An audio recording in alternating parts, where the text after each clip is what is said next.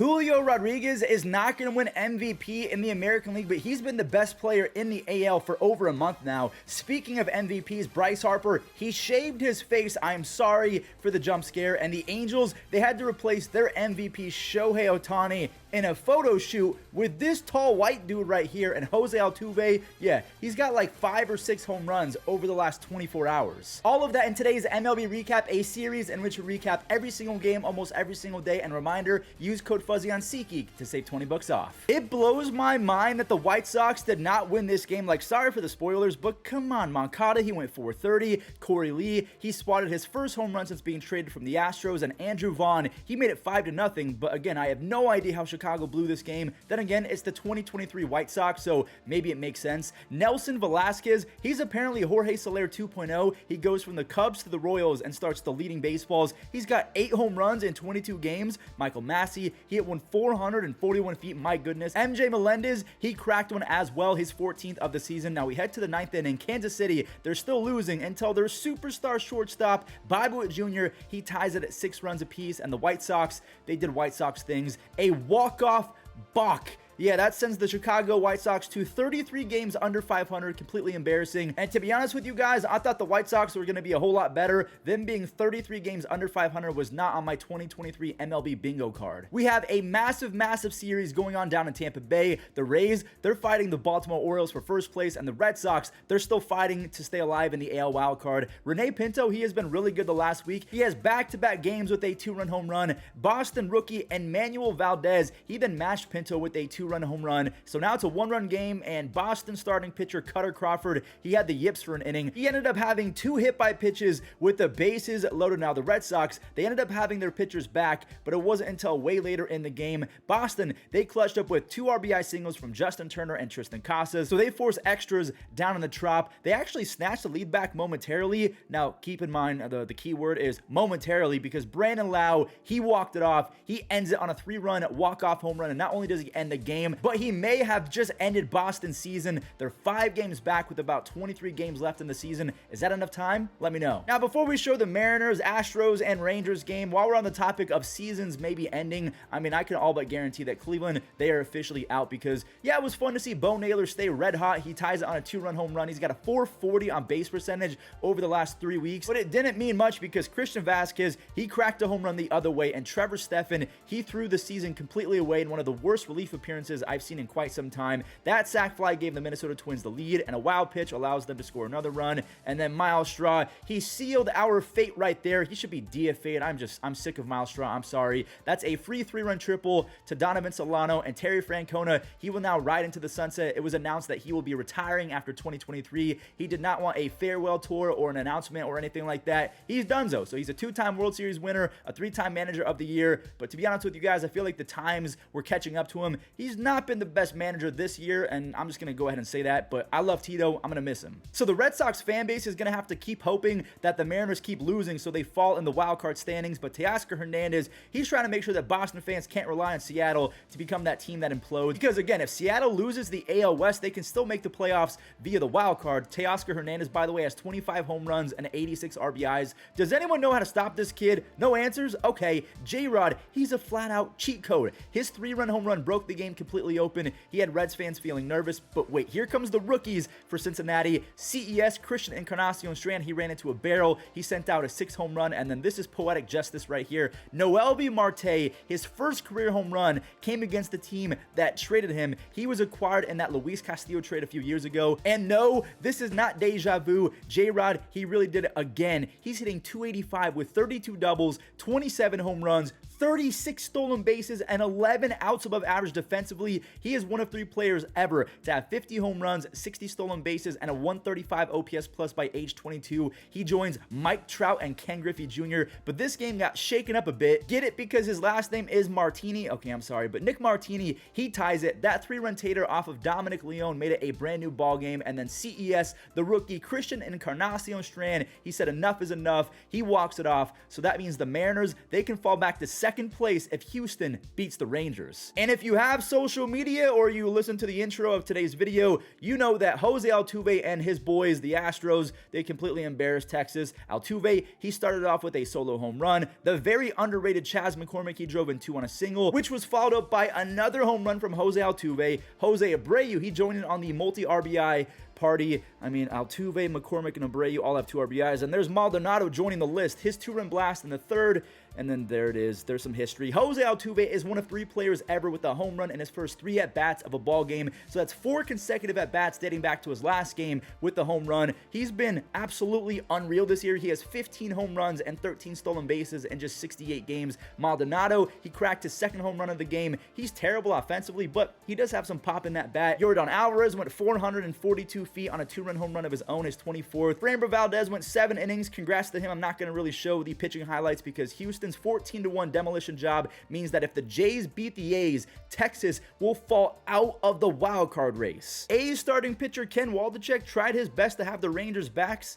He went out there and shoved for 6 innings. He did not allow a single run. He kept up with Chris Bassett all night long. As both starters, they each went 6 shutout, but Oakland, their luck ran out. As soon as Waldichuk left the game, Oakland's all-time bad bullpen reared its ugly head. Kiermaier had an RBI single. Springer did the same, but he drove in 2 on his single. Davis Schneider will not stop ripping RBI extra base hits, and before he could get back from your 7th inning nachos, Toronto, they had a 6-run lead, and Chris Bassett, he ended up going 8 innings with 7 punchies. He's been eating innings like crazy lately. That's back-to-back starts with 8 innings. He has 29 starts. That's the most in the AL. He's been incredibly valuable. So yes, with that Toronto W and the Texas Rangers losing, the Rangers have officially been kicked out of the AL wildcard race. They're out of the playoffs right now. The Rangers are 16-18 ever since they traded for Max Scherzer, and then today we have Scherzer versus Verlander with the season on the line. I can't wait. Now, switching gears back to the NL, Miami, they are basically the NL version of the Blue Jays. They're a bazillion games back in their own division, so the wild card is going to be their only hope. Now, the Dodgers are in town, and they quickly found themselves in an early hole talking about the Marlins, but the new guys, they dug them out. Jake Berger smoked his 31st home run. This dude hits laser beam home runs.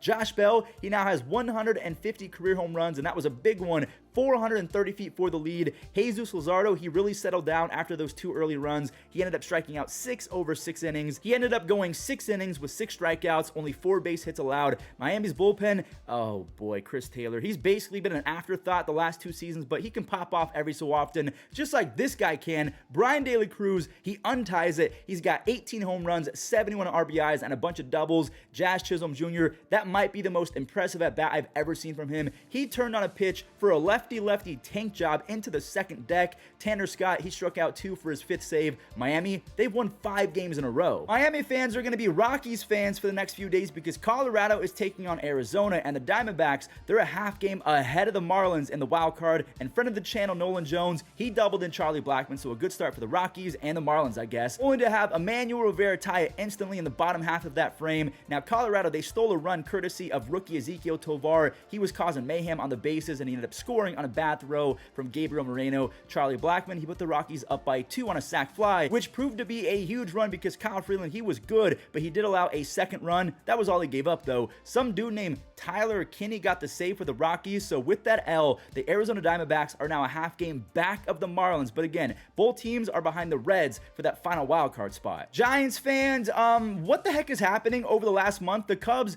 they mounted a comeback in the 3rd inning like they didn't even bat an eye at being down 3-zip. Swanson, he had an RBI single or something like that. Candelario took a walk with the bases loaded. Yan Gomes, he drove in 2 on a double. Gomes, he's been pretty solid for the Cubs. The 36-year-old is hitting .275 with an almost .320 on base percentage. Again, he's an old man catcher. That's pretty good. Now, I'll give some credit to San Francisco. They showed some dog in them. They had RBI extra base hits from Jock Peterson, and then JD Davis, he hit a home run. They flipped the script, but then Seiya Suzuki and the boys, they flipped the script right back. Seiya, he's been a monster lately. Since the beginning of August, he's hitting .350 with 8 home runs and 20 RBIs with an 11-11 OPS in 27 starts. Christopher Morel, he then sent a baseball to Saturn. Look at that backflip. Savage. Absolutely savage. He was halfway down first base, and then he just chucks the bat back to his dugout. The Cubs, they beat the Giants 11-8. So yeah, the Cubs are kind of surging in the wild card standings. The Giants are falling as they've lost 5 in a row. Let's take a look at the NL Central. If Milwaukee isn't careful, the Cubs could kick them out of first place here pretty soon. Now, this game was kind of a slow burn. Andrew Monasterio, trio. He tripled in Sal Frelick in the 5th inning in Milwaukee. They kept on scoring. There's an RBI single from Bryce Terang. Carlos Santana, he laced an RBI double. And then Mark Canha, he knocked in 2. Only 1 was an RBI, though, because there was an error on the play. So, yeah, in the span of about 15 minutes, Milwaukee, they put this game way out of reach. And Brandon Woodruff, he did his thing. He carved for 7 shutout with 6 punchies, only 2 base hits allowed over his last 19 innings. So, over his last 3 starts, he's allowed just 7 hits total, and he has 25 strikeouts in 19 innings. Perfect timing for Woodruff to get crazy hot. Connor Joe, he ripped his 10th home run. I did want to show that for Pirates fans. It made it feel a little bit closer, but yeah, now Milwaukee, they won this game with ease. They stayed 2.5 games ahead of the Cubs for first place in the NL Central. Now, we'll go ahead and show the Yankees and Mets game in just a second, but one more NL team that could maybe hold on in the NL wildcard. Now, listen, I know the chances are slim, but like, this is kind of what we expected from the 2023 Padres, or at least I did. Tatis, 431 feet for his 23rd home run, and San Diego, they found themselves up a few more after an error. Okay, maybe I lied a little bit about expecting this from San Diego because I have no idea who Pedro Avila is or was, but he completely shut down the Phillies' juggernaut offense. He only struck out 1, but he nearly went 7 shutout innings with just 2 base hits allowed. Luis Campusano, he is buying himself a lot of playing time. He had a 2 RBI single. He's hitting 340 with 4 home runs and 16 RBIs since the middle of July. Honestly, this might be just one of those days for the Phillies, or maybe it's the curse of the Harper shave because he's hitless in September, so he wanted to kind of break the curse. He shaved, but yeah, no, that did not work. The Padres, they're now 6.5 games back of a wild card spot. Is there enough time?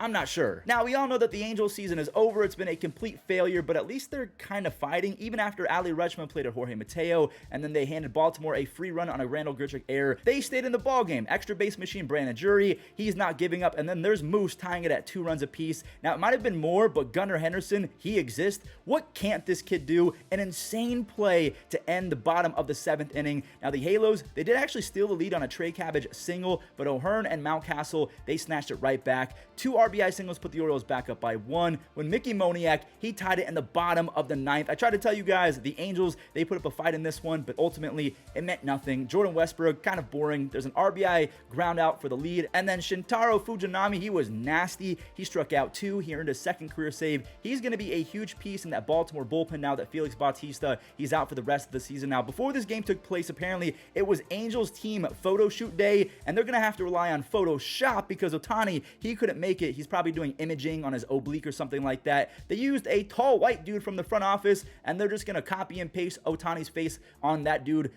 Weird, but okay. Jason Dominguez had his first ever Yankee Stadium roll call, and he did the ET phone home thing. Now, he's called the Martian, and not because he looks like a Martian. Some of you guys in the comment think that I'm making fun of his appearance. No, he's called the Martian because he's a 20-year-old super phenom prospect. You should not be that good at 20 years old, but maybe we should start calling DJ LeMahieu the Martian because he's playing out of this world right now. I'm sorry for that one. He has 7 home runs in his last 13 games. Hello? Garrett Cole was Garrett Cole. He struck out 7 over 6 innings. He has a 2.9 ERA. Do you guys think that Garrett has a chance of making the Hall of Fame? He has 143 wins already. He could have 200 wins and 3,000 strikeouts by the time that his contract is over in New York. And the same question for Giancarlo Stanton. He tagged a baseball for his 400th career home run. He became the 4th fastest player ever, right behind Mark McGwire, Babe Ruth, and A-Rod to hit 400 home runs. He's a 5-time All-Star. He won the MVP in 2017. He could end his career with 500 home runs, a career 130 OPS plus. Is that enough? By the way, Glaber, he drove in 2 on a double. He's going to get paid in the offseason as the Yankees, they won 4 in a row. Francisco Alvarez is going to get paid a lot of money one day as well, and he's going to hit 300 home runs as a catcher, isn't he? This kid, he's got crazy pop, like some of the craziest pop I've ever seen from a catcher. He has 22 home runs in 105 games. The other Francisco hit one as well. Lindor, he's got 26 home runs, 25 stolen bases, and 12 outs above average. That is just insane.